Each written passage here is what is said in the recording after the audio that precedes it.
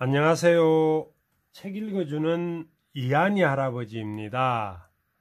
오늘도 하루 5분 뇌태교동화 한 편을 읽어드리겠습니다.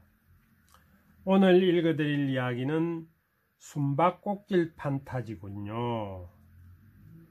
어릴 때 숨바꼭질 하던 기억이 떠오릅니다. 술래가 되어 눈을 감고 숫자를 다 센 다음 돌아섰을 때 그 많던 아이들이 모두 어디로 갔을까? 놀이라는 것을 알면서도 와락 쓸쓸해지던 그 순간이 생각납니다. 늘 보던 집과 골목들도 갑자기 낯설게 느껴지곤 했습니다. 숨바꼭질은 외로움과 그리움을 함께 가르쳐주는 놀이인 것 같습니다.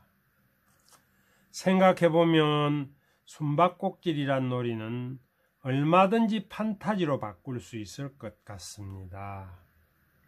술래가 되어 숫자를 세고 돌아섰을 때 전혀 다른 세상이 펼쳐져 있다는 식으로 말입니다.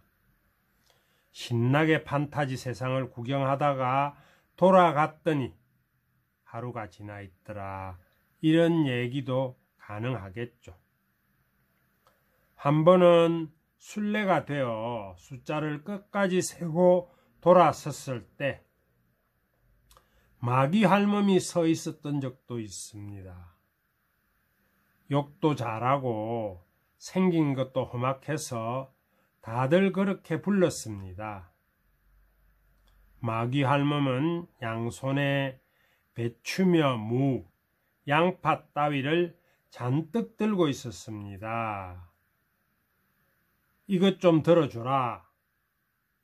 숨바꼭질 해야 돼요. 망할 놈, 얼른 들어. 팔 아파 죽겠다. 나는 진짜 술래가 된 심정으로 짐을 들었습니다. 아이들이 마귀 할멈을 봤다면 아마 더 꼭꼭 숨었을 겁니다. 걷는 내내 가슴을 졸였지만 한편으로는 마귀 할멈이 사는 집을 처음 가본다는 설렘도 아주 없진 않았습니다.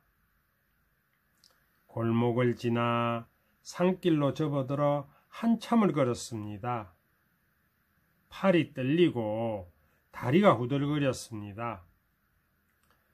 그냥 내팽개치고 도망칠까도 생각해 봤지만 후환이 두려웠습니다. 언덕을 넘고 시냇물을 건너서야 마귀 할멈은 걸음을 멈췄습니다. 휑한 들판에 찌그러져 가는 초가집 한 채가 보였습니다. 별님아, 초롱아, 찔레야, 마귀 할멈이 부르자 똥개 3마리가 꼬리를 흔들며 달려나왔습니다. 이름은 예뻤지만 하나같이 우락부락하게 생긴 녀석들이었습니다. 그따 내려놔라. 짐을 내려놓고 돌아가려는데 마귀 할멈이 또 붙잡았습니다. 밥 먹고 가라. 배 안 고파요. 하는데 배에서 꼬르륵 소리가 났습니다. 닥치고 앉아 있어. 마당 한쪽 찌그러진 평상에 앉아 있자니 개들이 꼬리를 살랑거리며 나를 에워쌌습니다. 마치 포로를 지키는 감식꾼들 같았습니다. 그 사이 마귀 할멈은 부엌에서 밥을 짓고 된장찌개를 끓였습니다. 잠시 후 마귀 할멈이 밥상을 들고 나와 평상 위에 내려놓았습니다. 보리밥과 된장찌개, 고추장, 호박잎찜이 전부였습니다. 먹자. 된장찌개를 한술 떠서 입에 넣는 순간 깜짝 놀랐습니다. 저토록 무섭고 흉한 할멈이 어떻게 이런 찌개를 끓일 수 있을까 싶었습니다. 호박잎에 싸서 먹고 된장찌개에 비벼 먹느라 정신이 없었습니다. 나는 배가 불러 숨이 가빠질 때까지 수저를 놓지 못했습니다. 이제 갈게요. 그래라.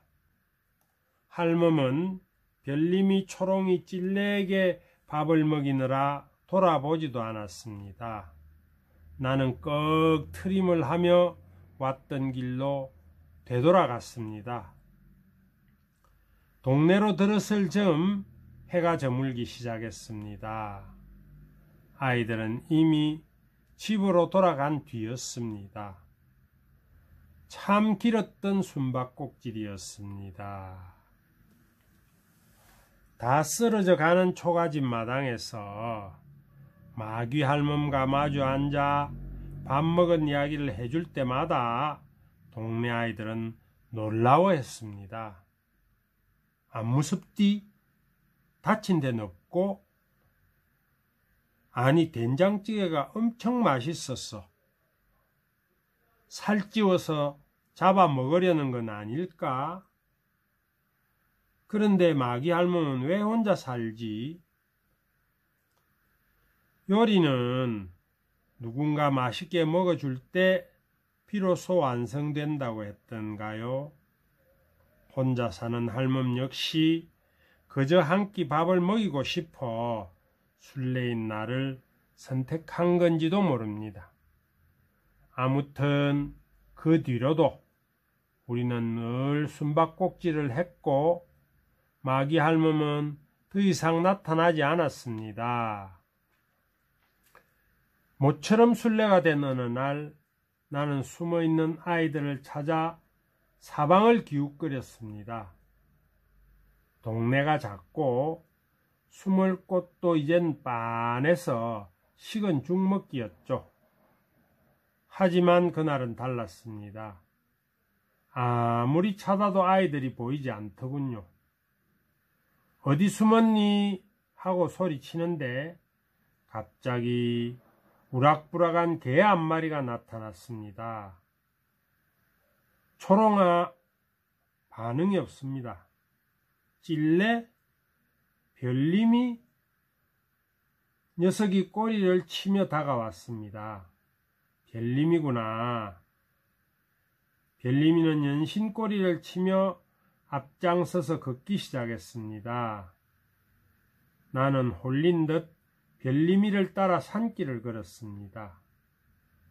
언덕을 넘고 시냇물을 건너자 휑한 들판에 마귀 할멈의 집이 보였습니다. 거기엔 숨어 있어야 할 아이들이 깔깔거리며 놀고 있었습니다. 마귀 할멈은 부엌에서 밥을 짓고 있었습니다.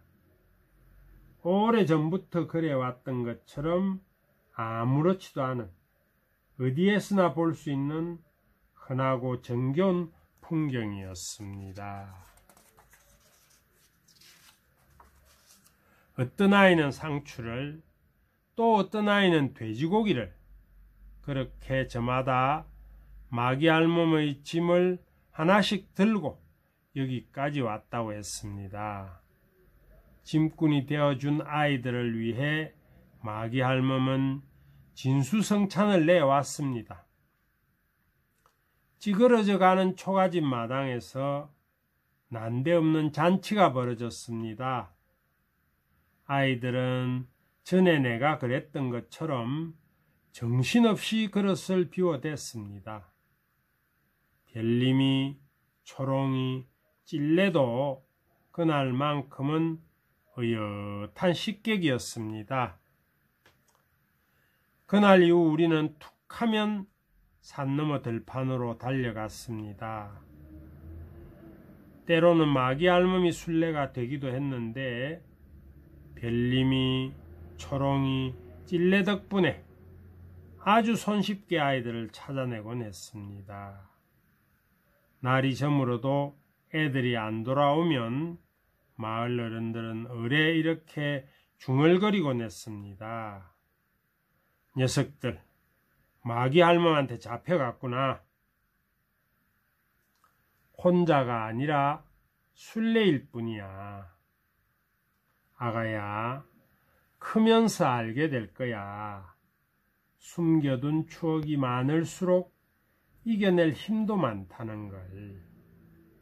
자라다 보면 순례처럼 혼자가 되는 날도 있지만 외로워할 필요는 없어. 혼자가 아니라 순례일 뿐이니까. 꼭꼭 숨어있는 추억, 꼭꼭 숨어있는 행복들을 하나하나 찾아낼 테니까.